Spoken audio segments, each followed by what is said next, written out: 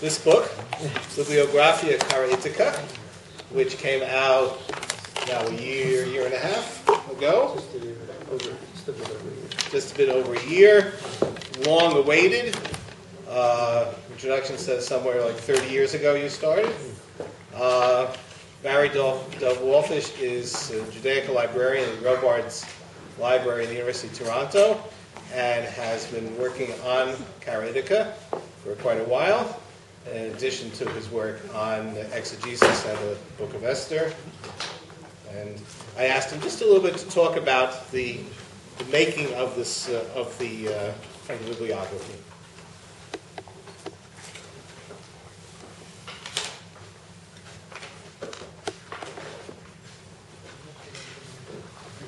Thank you very much, Daniel. Again, to add my thanks to you for organizing this wonderful workshop and for your gracious hospitality. And my apologies to those of you who may have heard a similar talk I gave in Jerusalem at the launch of the book.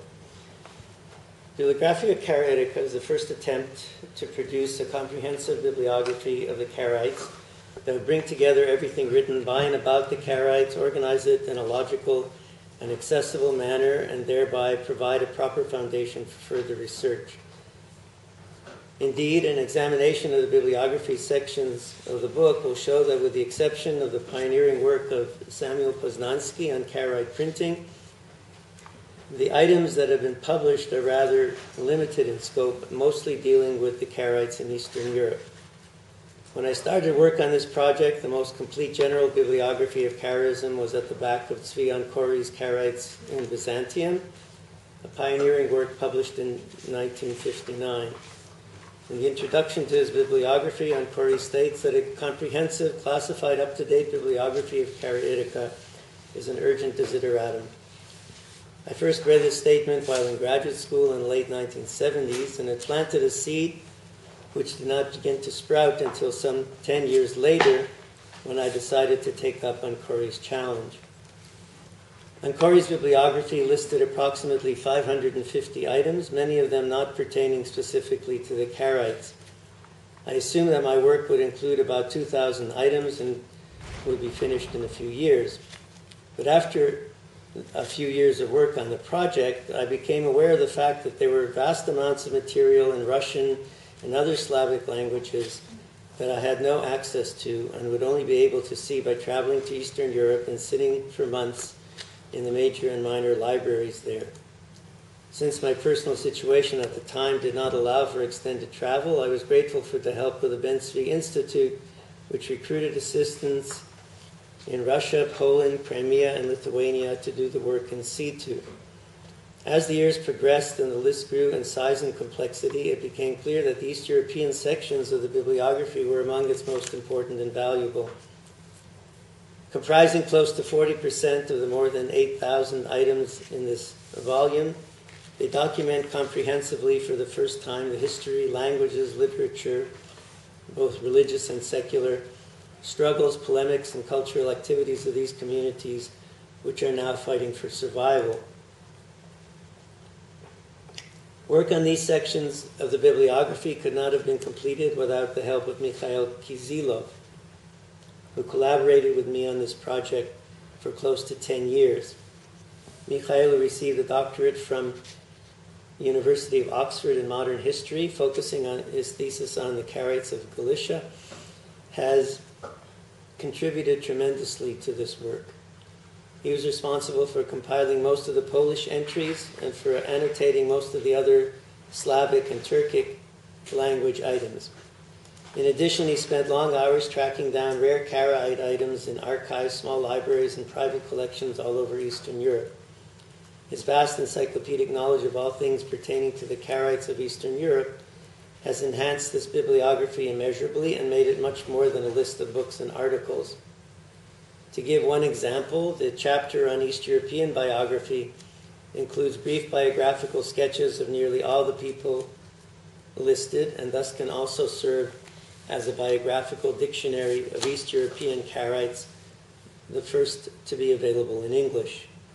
Indeed, because of its depth of coverage, the detail of its classification, and the extent of the annotation, this bibliography is able to provide the reader with a clear picture of the issues at stake in the field of East European Karaite studies and a sense of what Karaite life and culture are like in Eastern Europe today. The main issue, of course, is that of the ethnic identity of these Karaite communities. Most contemporary East European Karaites and many East European scholars of Karaism subscribe to the theory of the Turkic origins of the Karaites and deny any connection with the Jewish communities in their environs. Most Western scholars, on the other hand, insist that the East European Karaites are Semitic in origin and originated in the Middle East. Controversy rages on and will not be quickly resolved. Dan Shapira and Golda Achiezer, who will be here at this conference, are in the thick of this debate.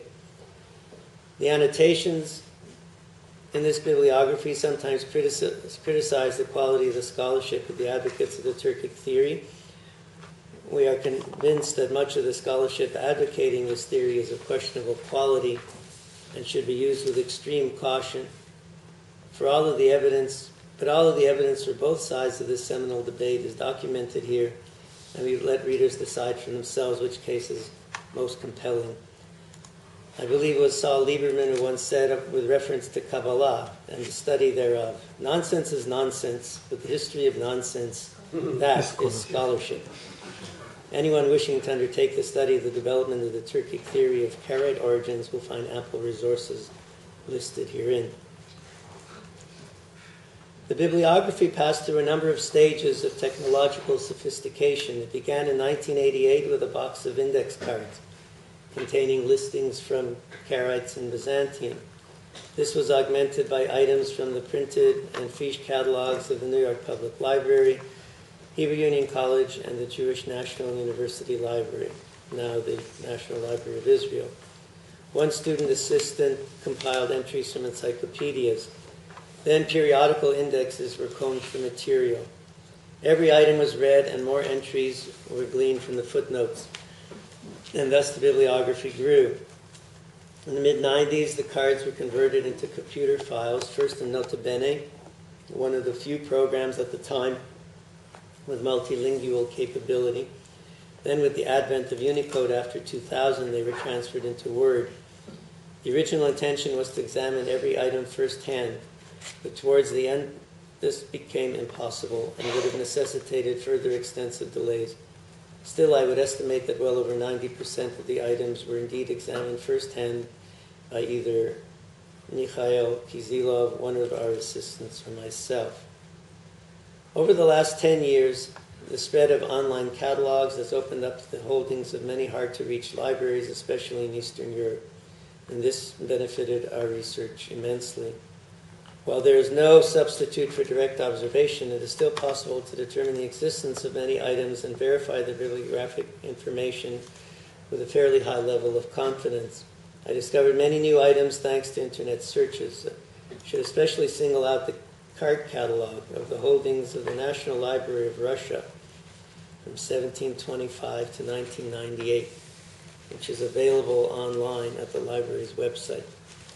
Other National Library websites, for example, those of Lithuania and Poland, were also frequently consulted. Unfortunately, no web-based catalog exists for Crimea, and there is an important library in Simferopol, which Mikhail was able to access, but they do not have an online catalog. Another boon to the bibliographic researcher is the availability of online periodical databases. RAMBI, the National Library's online index of articles in Jewish studies, is especially useful for this topic, but general humanities and social science databases such as Scholars Portal and now Summons offer access to a wide variety of periodical resources which enable the casting of a very wide net. But these databases must be used with caution, and items wherever possible need to be checked firsthand. Indeed, on more than one occasion, I found that an item cited in English was actually, the title was actually translated from another language. Another technological boon is the ability to use the alert system to get email messages of new items of interest on one's topic. In addition, the searchable back files of periodicals, especially the Corpus and JSTOR, have been a valuable resource. I was able to add dozens of hitherto unknown items to the bibliography with the help of this repository. And there it's possible to examine the actual items. All in all, the explosion in online resources has been a tremendous asset to my research, even though it meant delaying the completion of the project by several years. Content and organization. The bibliography is divided into 4 main sections: generalia, history, religion, and culture. The table of contents can serve as a roadmap for readers, guiding them through the twists and turns of Karaite history, religion, and culture. With the help of the table of contents and the indexes, readers should be able to find what they're looking for. The decision that each item should appear in the bibliography only once required many difficult classification decisions. Here again, the indexes should help to locate items that do not appear where one might expect them. For example, Leon Nimoy's well-known Karaite anthology does not appear in the generalia section early in the bibliography, but rather in the literature section, the literature chapter of section 4, since it is a collection of texts. As Daniel Lasker notes in his review, sometimes one must work hard to locate what one is looking for. In general, I adopted the principle of specificity. I'm sorry that I'm a little jet lagged, so I'll try not to fall asleep while I'm giving this. If a book or article was on a specific topic, I classed it with that topic rather than with other general works by that author. So this led at times to separating items that the reader might have expected to find together. This is the case for the works of Samuel al-Maghribi and Yaqub al-Kirkisani, for example, which end up being scattered through the bibliography if they were on a specific topic, because it is a classified bibliography. Hopefully, with the help of the cross-references and indexes, readers will find what they need.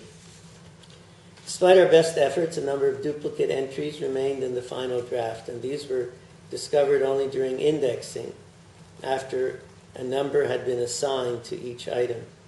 In order to avoid having to re-index the bibliography repeatedly, these duplicates were dropped, but the numbers were kept and the items marked withdrawn. I think there are probably about 15 of them. A decision was made early on to be as inclusive as possible in terms of material. This meant including many newspaper articles and articles from popular journals. This material is of uneven quality. But as a rule, we decided to err on the side of inclusion, on the grounds that much of the information in these articles is unavailable elsewhere and could be of value to scholars. Indeed, I feel that the documenting of the Karaite press allows an entree into the daily life of Karaite communities that would be otherwise inaccessible. As for sections in articles or chapters in books, the general decision was made to include anything that did not just repeat or summarize basic or general information about the Karaites. In some cases, therefore, articles with a single footnote were included if the information in them was deemed important enough. It goes without saying that there are many borderline cases with whose inclusion some may take issue. Again, our preference was to err on the side of inclusion. Use of original scripts. Another early editorial decision was to present the material in the bibliography in the original scripts. This caused many complications in the early years, but since the introduction of Unicode, this requirement did not present insurmountable difficulties. One problem that it did pose, however, concerned the indexing of the book. While most of the indexes retain the original language script, the subject index is exclusively in English, reflecting the entries in all languages. However, if one wants to find all the works of an author who may have written in several languages with different scripts, one needs to look in all the author indexes. So there's a Cyrillic and Hebrew, Arabic, and Roman author index. In any given, the order of the entries, in any given section, items are arranged by script. First Roman, then Greek, then Cyrillic, then Arabic, and then Hebrew. Within each subsection, the order is alphabetical by author. When more than one item by a given author is listed in a section, the order is usually alphabetical by title, but may occasionally be chronological if the items are closely related. For translations, the original is cited first, then the translations in alphabetical order of the target languages, except for Cyrillic and Hebrew, which appear separately in the corresponding sections. Translation and romanization of Semitic, Slavic, Turkic, and other languages. With the exception of Hebrew language works, translations are provided for items in non-Romance languages. For languages reading from left to right, translations are in square brackets in the body of the entries. For those reading from right to left, translations are given in the notes. In general, for articles in journals or collections, only the title of the article is translated and the title of the journal or collection is romanized. If an English title appears in a work, it is given in italics, otherwise it is enclosed in quotation marks. Names. An advantage of using the original scripts is that one avoids, for the most part, the need to romanize. Nevertheless, since the main language of this book is English, romanization was necessary for the section headings, the translations, and the subject index, for which only Roman script was used. In general, if an author writing in Hebrew has a biblical personal name, the common English form of this name is used. This is standard practice, e.g. Elijah, Bashiachi, Aaron ben Joseph. One exception is Yefet ben Eli, since the form Japheth does not seem to be commonly used by scholars in the field. For scholars who wrote in Arabic, the Arabic form of the name is used. So Yusuf ben Nuh, Yusuf al-Basir, and Yaqub al-Kirkasani were what we decided on rather than Joseph or Jacob. In other cases, systematic romanization was used. Most famously, Yeshua, not Jeshua, or Jeshua with an H at the end, Ben Judah.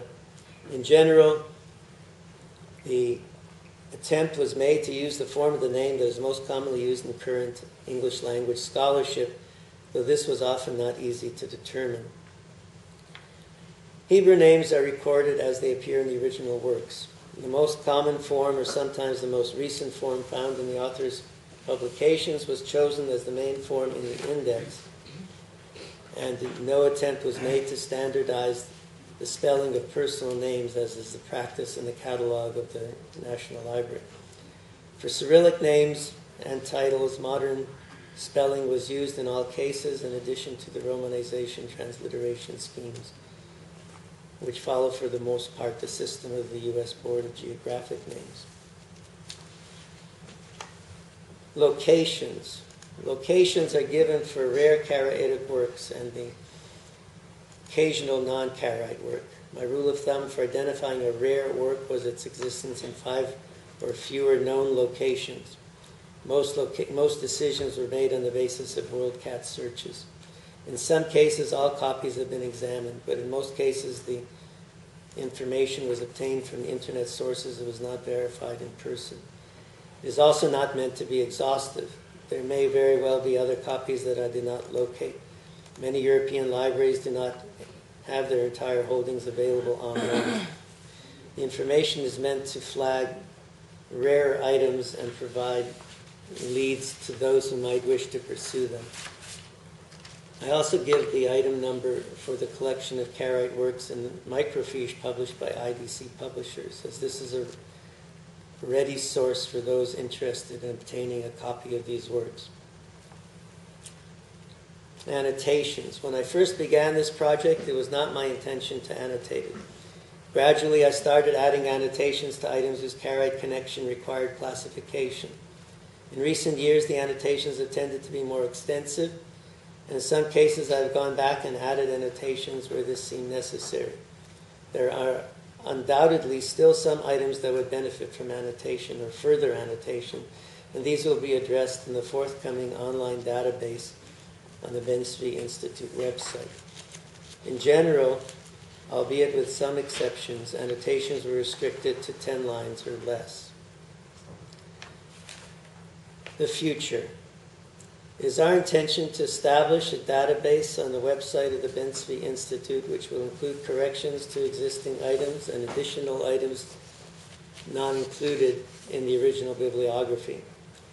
For the time being, there's no plan to enter the entire bibliography into the database. I should point out that the bibliography is available from Brill in electronic form as an ebook. Now, I'm sorry that I missed Professor LASKER's talk this morning, and I just wanted to talk about the future of Karaite studies as in relation to the bibliography. Future of Karaite studies has never looked brighter. The rich manuscript resources of the libraries of St. Petersburg, Cambridge, Oxford, London, Jerusalem, and dozens of other locations are becoming more and more accessible daily as they are being digitized and mounted on websites of libraries and institutions. The Friedberg Geniza project is making the Cairo Geniza fragments available to scholars around the world. More and more books and articles are available online, making doing scholarship so much easier than it ever was. This all bodes well for the future of Karaite studies. As for the Karaites themselves, the future seems more uncertain. The Karaite community in Israel seems to be holding its own, but I am sure it is facing its own challenges. Meanwhile, the communities in Eastern Europe are dwindling. The Polish community is tiny, the Lithuanian and Crimean communities number in the hundreds, and other small scattered pockets remain, but it is hard to see a bright future for the East European Karaites. I visited Crimea 2 summers ago and toured the Karaite sites and communities there. Aside from Yevpatoria, where the community numbers about 200, and there is a functioning synagogue, there are very few signs of life, only signs of better times in the past. Chufut Calais is maintained as a national monument. Mangup is being excavated by a team from the University of Simferopol. But for the rest, all that one sees is neglected cemeteries, abandoned synagogues, and museum exhibits. I've not visited the community in Lithuania, but I suspect that it is also struggling.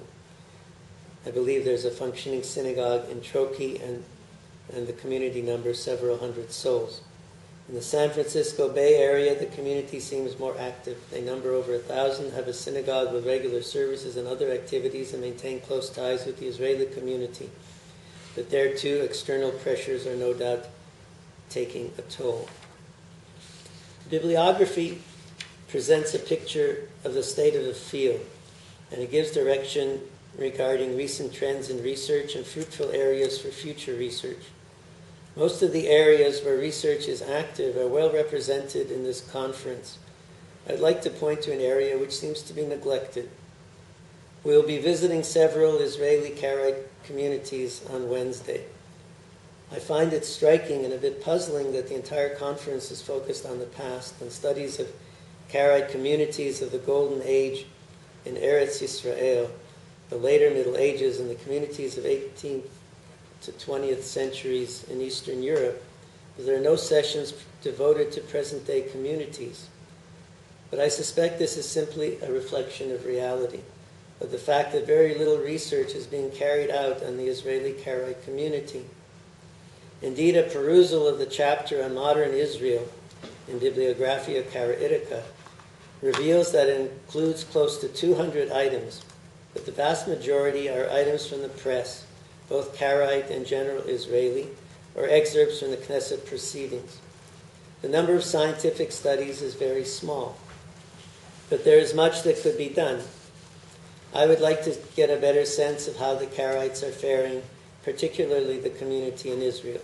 Surely there is field work that could be done here to study the sociology and anthropology of the community, as well as its customs and practices and how these are changing or not, how the leadership structure is maintained. What about the youth? Are they being retained? How are they being educated? How do young Karaites fare in the army? Is there a young generation of leaders coming forward? What about intermarriage with the Israeli Rabbinite community? How much is there? What happens to these couples? What about relations in general with the Rabbinite community? Is there much interaction or mingling between the communities, or do the Karaites pretty much keep to themselves? There's much to be learnt about these communities in Israel and elsewhere. Is the fact that a conference on the state of Karaite studies does not address these issues a reflection of the true state of the field?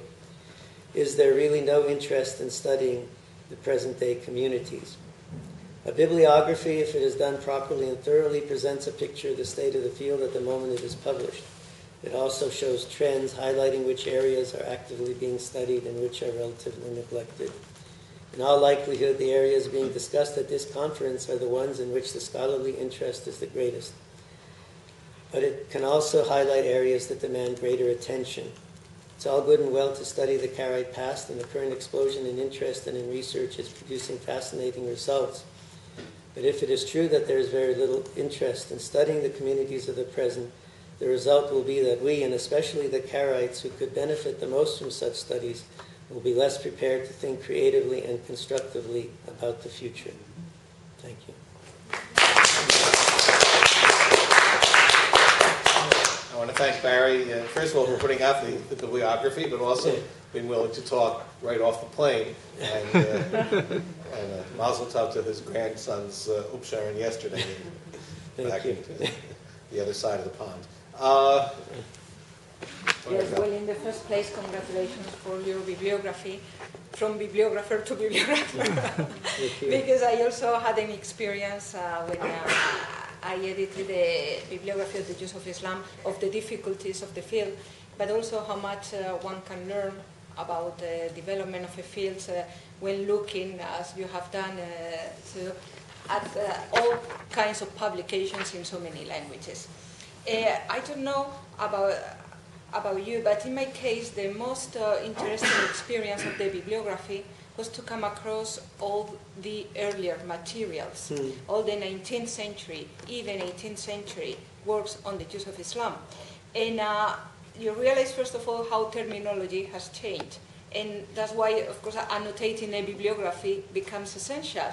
If somebody wanted to find Judeo-Arabic works with the name Judeo-Arabic, they would only find them in the 20th century. Of course, all the works by Monk or Neubauer, etc., have no clue in the titles that there is anything about Judeo-Arabic. And also the texts were edited in Arabic script, so that's why I think annotating the bibliography can be such an important tool for research. And also how languages have changed in the scholarship, and probably you also came across all these Latin treatises written by Zacharias Auerbach and other scholars who worked on, it was maybe only inaugural dissertation. There were, at least I came across lots of dissertations written in German, in Latin, that are preserved now in several libraries, but that never had any later publication or any dissemination. And so it's just commenting on this, and I would like to know if you had also this kind of experience. Yeah, well, what I found one of the most interesting parts for me was to see how interested the Christian Hebraists were in the Karaites. And this started quite early, like in the 16th century already, and carried on for a couple hundred years. And there's quite a bit there that still needs to be studied more extensively. And definitely there's still quite a bit of scholarship that was produced in the 19th century that is buried in the press and that isn't indexed properly, and I'm not sure I got to it all. There's probably more that's still there. As I said, for the case of Judeo-Arabic, did you also find lots of changes in terminology. As I said, for instance, in the case of Judeo-Arabic, Judeo-Arabic wouldn't appear as Judeo-Arabic before the 20th century. I mean, you could find Judeo-Arabic, but with a different sense, because Goldstein published a whole series of articles called Judeo-Arab, and it has nothing to do with the language. It's more about Jewish-Islamic interaction. Did you also come across that sort of terminological? Yeah.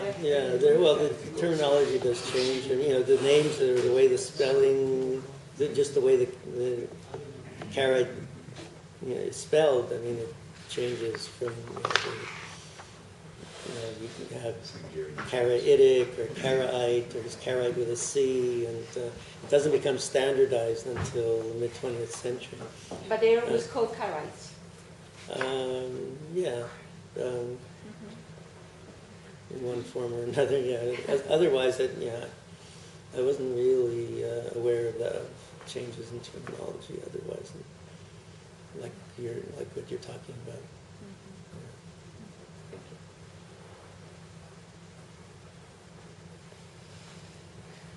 Yes, ma'am. Very interesting that both you, and you don't know this because, as you said, you unfortunately couldn't hear his talk, but Danny also mentioned the importance of the study of Karaites here in Israel today. And I mean, the list of questions, I couldn't write everything down, but it was just wonderful points that you made, that we need to turn to sociologists and anthropologists and get them to start looking at these issues. But it's interesting when I look around the room, I mean, very much we're sort of looking at people, the Karaite studies in this room is sort of a branch of the Society for Judeo-Arabic Studies, in a way, and we're textual people. But I think it would be, it's an European branch for some reason. Some didn't come with some are. Good point. Yeah. Good point. Okay, so that's a broadening, and I think it's a very important call that both of you make today, that we need to expand things to include sociologists and anthropologists and people who don't just deal with texts also.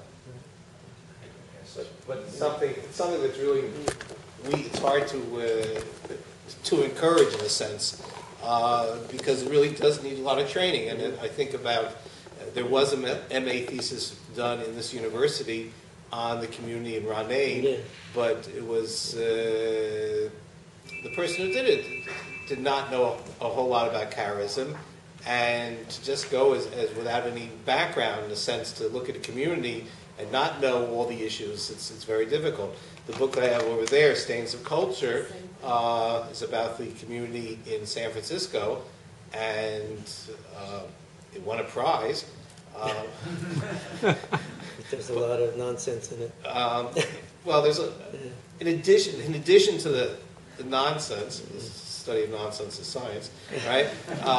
There's also a lot of misinformation or misinterpretation, or not asking the right questions because of a certain lacking in knowledge of Karaism and Karaite tradition.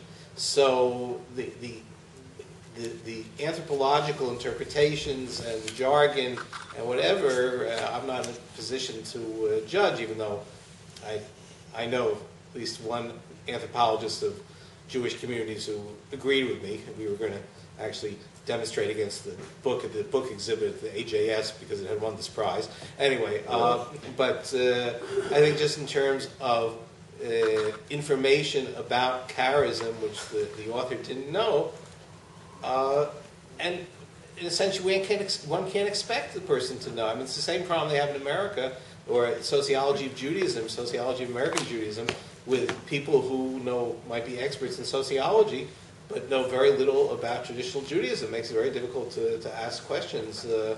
I know someone very prominent that actually knows a lot about American Jewish sociologists.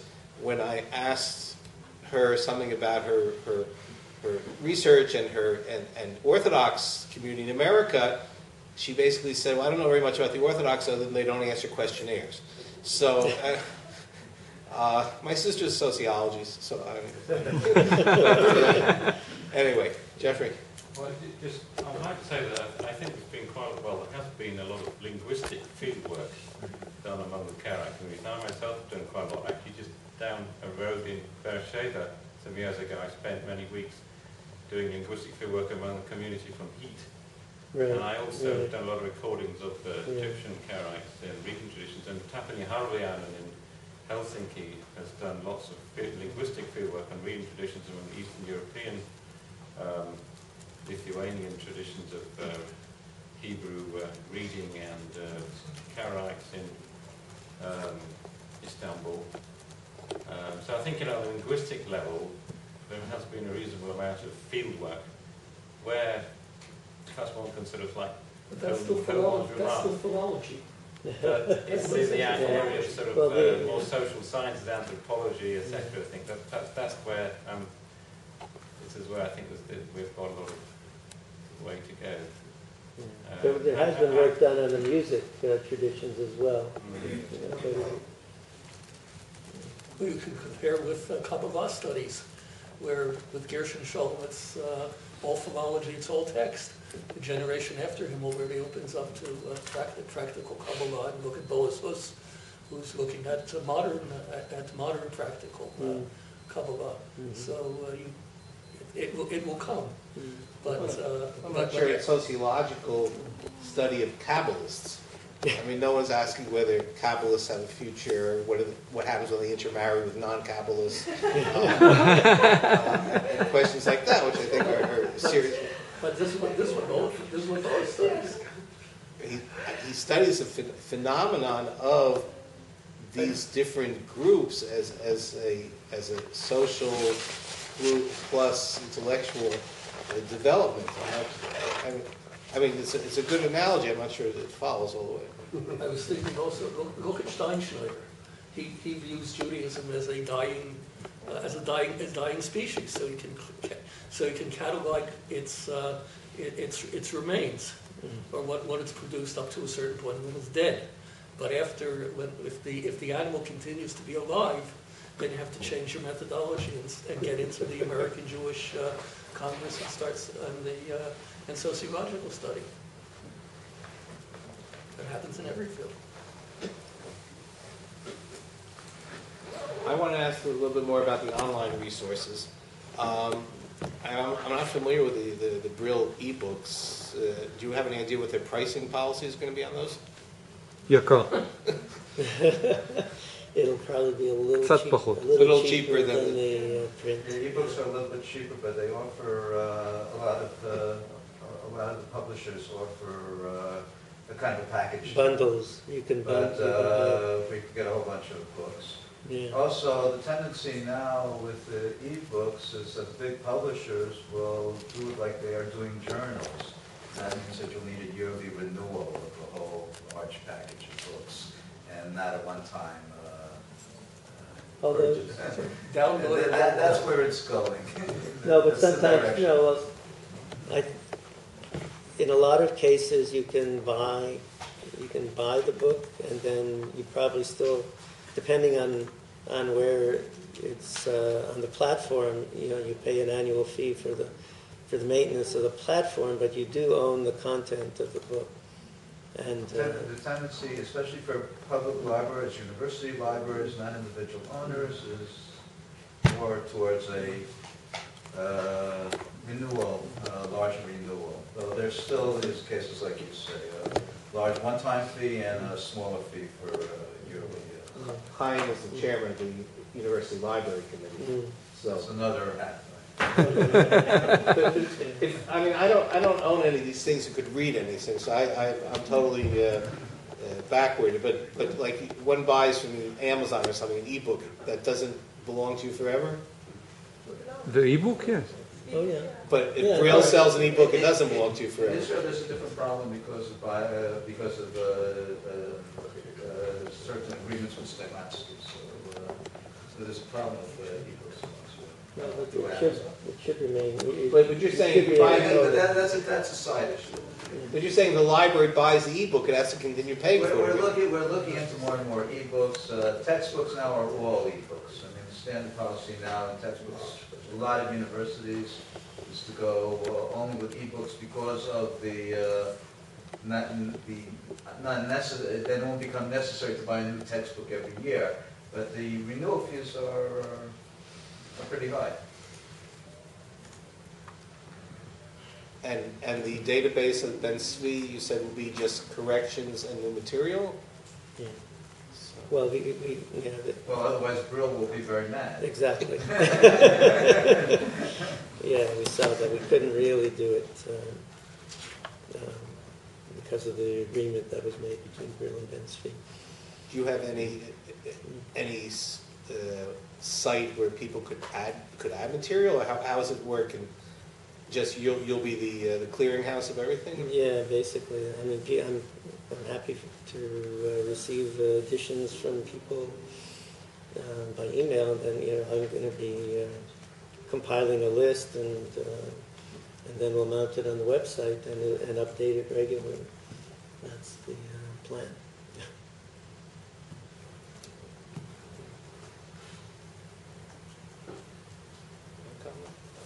A small practical question. You said you examined most of your materials firsthand. Does it mean you now have a private library of difficult to access articles and one can? Yeah, I gave a lot of it to Ben-Zvi, from Ben-Zvi, the Ben-Zvi Institute. I'm just wondering if the collection is now accessible somewhere. Yeah, I don't know what they've done with it, but yeah, I still have a lot of stuff myself, but I did give a large chunk of it to the Ben-Zvi Institute. Did anybody scan it? No, but that would be a good idea, because some of it is very hard to find. Could suggest it. Your experience in Eastern European libraries now, is there total access, or is there, I know there are problems with manuscripts, getting permission to copy them, and the relationship between, say, the Russian National Library in St. Petersburg with the Institute for Microfilmed Hebrew Manuscripts. There's a relationship is not healthy. Yeah. I think it varies from one place to the other. I think Poland, Lithuania are okay, and I think St. Petersburg is fine, and Moscow is more problematic. Kiev also, Kiev is where they have Harkavi's collection. So they've been putting up roadblocks. Maybe some of the people here from Eastern Europe can be helpful. But we're talking about manuscripts or published works? There's also archives. Because archives and manuscripts are very problematic. They're usually not catalogued. So there is now this European Genisa project, and we are trying to catalog the materials, but you have a lot of texts not cataloged. So we actually don't know, and there's also a problem because Poland gets some manuscripts and some also printed works from Germany. I mean, after the changes of borders, and now they don't want to catalog it because then the Germans could claim it back. So there are also some materials which, if you work in the library, you know that they are, but you wouldn't like to go public. So it's very problematic. Yeah. Most of the manuscripts are in private collections in Lithuania. Perhaps not most, but many of them, and in Poland, but they are not accessible. So, are not open. But for instance, the Apkowitz collection. For example, Yeah. or Firkovich in Vienna. But Mariola Apkowitz's collection. Mariola's collection, well, it's not very rich, I think. It's Yes. his grandfather, Rafael Apkowicz. It's a much richer collection is in Vilna, of course, belonging to the Firkovich family, and also in Troki. Perhaps it will be open. What about the Dubinsky material? Yeah, I spoke to Adam, but Adam doesn't have time. And, well, he's a businessman.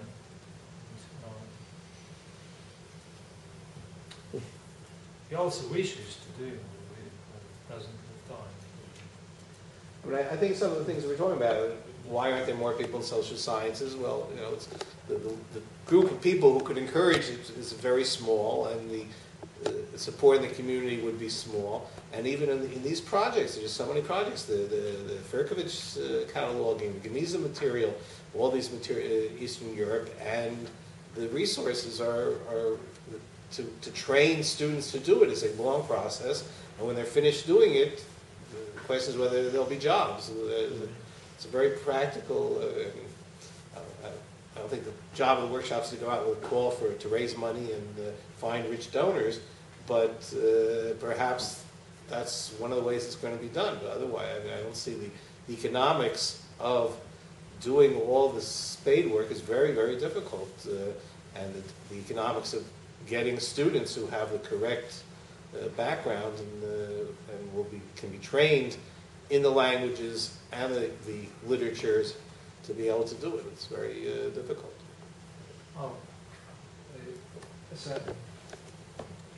One addition that 16, I know, do you know Michał Neyman's publication? 16 letters of Lutsk have been published in a critical edition in these days, so they are available. Belonging to Lutsk community, which is it's a rarity because we in fact haven't had any critical edition of Lutsk, only done by Martkovich, but of course they weren't critical because of different purposes of Martkovich. So, and those letters are also kept in a private collection in Warsaw, so available. It's published as a 12th volume of Studia Turkologica Krakowiense. I will provide the exact information to you. Okay, thank you. Okay, anything else? Take a break till 4:30.